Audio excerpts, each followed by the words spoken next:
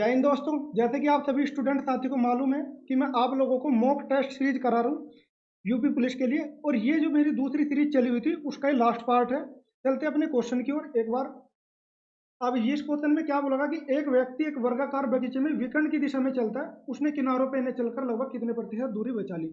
मान लीजिए ये एक वर्गाकार बगीचा है और इसके ये किनारे ए बी सी और डी। उसको चलना क्या था, ए बी से सी जाना था, लेकिन उसने क्या किया, किनारों पे नहीं चला, ये क्वेश्चन में बोला गया। और वो क्या किया, उसने यहाँ से जाकर सीधा अपना ए से सी आ गया, मतलब कि वो क्या विकर्ण पे चला या डायगोनल पे चला। इसका आंसर मैं बता देता हूँ। क्वेश्चन पहले समझ में आ गया आपको कि यदि वो ऐसे 1 किलोमीटर जाता, मान लीजिए 1 किलोमीटर है, फिर ऐसे आता, या तो ये दूरी कितनी होगी, उसकी 2 किलोमीटर होगी। और जो वर्गाकार का, जो डायगोनल का या विकर्ण का जो वो होता है, फॉर्मूला भी आपको पता है, वैसे आप पाइथागोरस प्रमेय से भी निकाल सकते हो। वो क्या हो जाएगा, √2, क्योंकि वन वन माना है। और एक चीज और बता दूं मैं इसमें, यदि इसमें भुजा की लंबाई भी दी होती तब भी हमारा आंसर हमेशा वही रहेगा। इसमें मान लीजिए कभी भी वर्गाकार की जो भुजा की लंबाई भी दे देगा ना, तब भी इसके आंसर में कोई चेंज नहीं आएगा। ये आप चाहे तो मतलब कि अपने दिमाग में रख सकते हो और पेपर में डायरेक्ट कर भी सकते हो। ठीक है दोस्तों। अब इसका हमेशा आंसर क्या आएगा, पहले सोल्व ही कर लेते हैं कि देखो क्या होगा। दो चला, दो में से हमने क्या घटा दी, टू, √2 हटा दिया, तो बचा कितना हमारा 0.59। इसको दो से वो कर लेते हैं, मतलब इसका परसेंटेज निकालेंगे तो हमारा आंसर आ जाएगा लगभग 29 पॉइंट, लगभग इतना आंसर आएगा। और ये हमेशा इसका यही आंसर रहेगा, चाहे इसकी भुजाई में कोई भी चेंज आए। तो इनने बोला लगभग में, तो ये इतने प्रतिशत की दूरी कम हो जाएगी। ठीक है दोस्तों। अब चलते हैं हम अपने नेक्स्ट क्वेश्चन पे। और ऊपर वाले इस क्वेश्चन की यदि मैं आपको एक बात बता दूं, ये हमेशा, चाहे इसमें कोई भी, दोबारा से रिपीट कर रहा हूँ, कोई भी लंबाई दे दे, भुजा की कोई भी लंबाई दे दे, तब भी इसमें कोई चेंजिंग नहीं आएगी, बशर्ते क्वेश्चन सेम होना चाहिए एज इट इज। ये ना हो कि कुछ भी इसमें क्वेश्चन में कुछ और दिया और मैंने ये समझा दिया और आपने मिलता जुलता क्वेश्चन देखा और आपने आंसर लगा दिया। ठीक है दोस्तों। चलते हैं नेक्स्ट क्वेश्चन पे।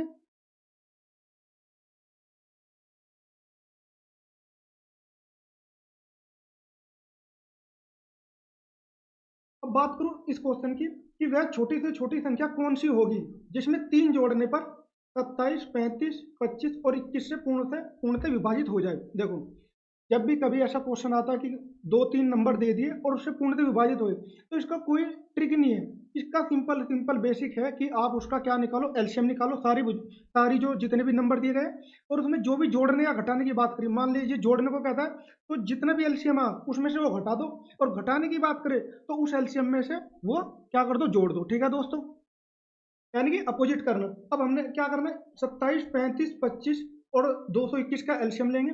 एलसीएम लेने के आप लोगों को अलग अलग तरीके पता ही है। सबसे आसान तरीका कि सबके फैक्टोरियल कर लो और जो भी अपना कॉमन मिल रहा है जो भी है उसके अकॉर्डिंग मल्टीप्लाई कर लो। अब जब हम इसका क्या करेंगे, एलसीएम लेंगे, तो आ जाएगा हमारा 47, 25। ठीक है। अब मैंने बोला कि यदि जोड़ने की बात करें तो हम इसमें से क्या करेंगे, घटा देंगे कितना, 3 घटा देंगे, तो आपका आंसर आएगा 4722। ठीक है दोस्तों, इसमें ऐसा कुछ है नहीं, बहुत ही आसान सा क्वेश्चन है। और एलसीएम निकालने में आप लोग जरूर एक्सपर्ट हो जाना, जो भी स्टूडेंट ये चाह रहे हैं ना कि मुझे एग्जाम क्रैक करना ही है यूपी पुलिस का। ठीक है दोस्तों, चलते हैं नेक्स्ट क्वेश्चन पे।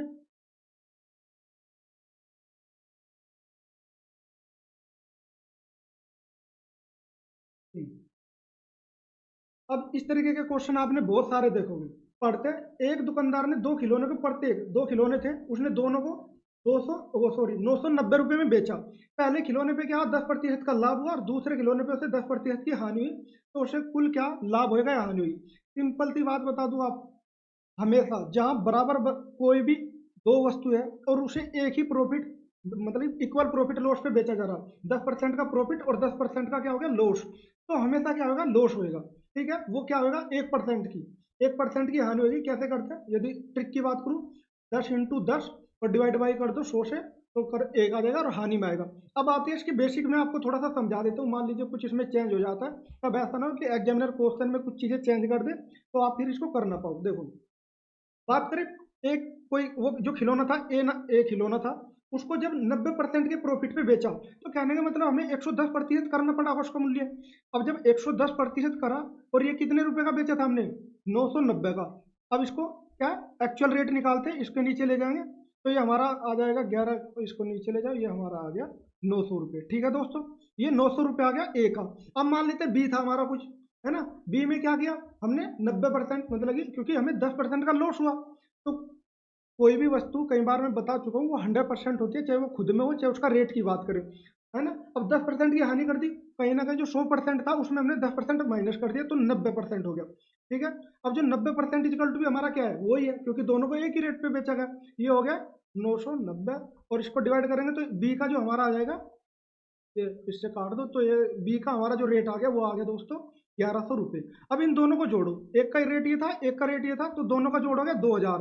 ठीक है, 2000। हमें पैसा कितना मिला भाई, एक पे 990 मिल रहा, तो दोनों पे जुड़ के कितना हो गया, दोनों का हो गया हमारा 1980 रुपये। ठीक है, अब यहाँ से 20 हो गया। अब 20 हमारा क्या कम आया ना, खरीदा हमने इतने में था, बेचा हमने इतने में, 20 रुपये की कमी। अब 20 रुपये की कमी कितने पे हुई, 2000 पे हुई। बस देखो, आगे ना वो चीजें घूम के वही आ जानी है, लेकिन जो भी आपको सूटेबल लगे। बेसिक इसलिए बता दे रहा क्योंकि मैं इसमें शॉर्ट्स नहीं बनाना, पूरी वीडियो बनाना, जिससे आपको बेसिक भी समझ में आ जाए। ठीक है दोस्तों, अब चलते हैं अपने नेक्स्ट क्वेश्चन पे। यदि बात करूं इस क्वेश्चन की, एक बार क्वेश्चन को पढ़ते हैं कि एक घनाभ, ठीक है, एक घनाभ है जिसके 3 आसन्न फलकों का पृष्ठीय क्षेत्रफल ए बी सी है। ठीक है, मतलब ये कोई घनाभ है, और इसमें मान लीजिए इसका ए है, और इस साइड वाले का बी है, और सामने वाले का क्या सी है। ये तीनों के हमें क्या दे दिए, क्षेत्रफल दे दिए। अब हमें बताना आयतन, आयतन जो बताना हमें इसके रेस्पेक्ट में बताना, जो भी हमारे ऑप्शन दिए गए। ठीक है दोस्तों, थोड़ा सा ध्यान से देखोगे तो आपको कुछ भी समझने में दिक्कत नहीं होगी। जैसे बात करें, देखो ये ऊपर वाले का यदि हमने आयतन निकाला होगा, इसकी जो लंबाई रही होगी, मान लीजिए इसकी लंबाई रही होगी, यहाँ से लेके यहाँ तक कोई लंबाई रही, ये हो गया इसकी चौड़ाई, और ये हो गई इसकी ऊंचाई, इस घनाभ की। तो इस क्या होता है, जब भी हम लोग क्षेत्रफल निकालते हैं या एरिया निकालते हैं, लंबाई और गुणा चौड़ाई की वो करी होगी, मल्टीप्लाई करी होगी, तो ए इजकल टू मान लीजिए कोई भी लंबाई एल इंटू, और फिर क्या, चौड़ाई। ठीक है, क्या हो गया बी। और ये फिर बी की यदि बात करूं, मतलब कि बोला ना ए क्षेत्रफल, तो ए बराबर मान लो ये हो गया, बी बराबर क्या हो जाएगा, ये हो गई हमारी क्या, यहाँ पे हो जाएगा हमारी, हो जाएगी बी, और इंटू एच, एच मतलब ये हाइट। ठीक है, यदि बात करूं सी, सी को देखो, सी का क्या हो जाएगा, सी में यदि बात करूं ये हो जाएगा हमारी क्या, लंबाई। ठीक है, और इंटू ये क्या हो जाएगा, ये हो जाएगा हमारा एच। तो इस तरीके से यदि देखें हमारे, ये हो गया क्षेत्रफल, ए बी का क्षेत्रफल ये हो गया। और आयतन में क्या होता है, आयतन में तो ए इंटू बी, मतलब कि यदि आयतन की बात करूं, L into B into H होता है। ठीक है, अब यदि क्षेत्रफल को हम तीनों की इनकी मल्टीप्लाई करते हैं, क्योंकि हमें देखो ए बी सी इसी तरीके से दिया, ए इंटू बी इंटू सी, है ना, इसी के रेस्पेक्ट में हमारे जो है ऑप्शन दिए गए। अब हम यदि ध्यान से देखें, हर चीज दो दो बार है, एल दो बार है, बी दो बार है, और एच भी दो बार है। कहने का मतलब यदि दोनों दोनों चीजों का, दो चीजें यदि एक दो बार मल्टीप्लाई हो गई, तो इसका मतलब क्या है, और हमें करनी है वो सिंगल डिजिट में, सिंगल में करनी है। मान लीजिए ये दो है, ठीक है, और ये दो बार आ गया, लेकिन हमें करना है क्या, हमें इसको एक बार में ही दिखाना है, तो हम क्या करेंगे, इसका अंडर रूट करेंगे ना, अंडर रूट करा तो हमारा ये क्या, दो आ जाएगा। अब यही चीज हमारी इसके साथ है, अब इसका हम मान लीजिए अंडर रूट कर ले, तो वही हमारा ये आ जाएगा ना, सिंगल सिंगल बार में, क्योंकि ये दो दो बार मल्टीप्लाई है, दो दो बार मल्टीप्लाई है। हम इसका क्या करेंगे, ए इंटू बी इंटू सी, सी का इसका अंडर रूट करेंगे। अब ये जो अंडर रूट करता है, इसको हम किस फॉर्म में लिख सकते हैं, 1/2 की। अब ये जाके चेक करो, ये आपको हो गया आंसर। ठीक है दोस्तों, थोड़ा सा क्वेश्चन घुमावदार है, लेकिन ऐसा कुछ नहीं है। यदि आप वीडियो को अच्छे से देखोगे और जो मैं बोल रहा हूँ उसको सुनोगे, तो आपको ये लगेगा कितना आसान क्वेश्चन था। ठीक है, चलते हैं नेक्स्ट क्वेश्चन पे।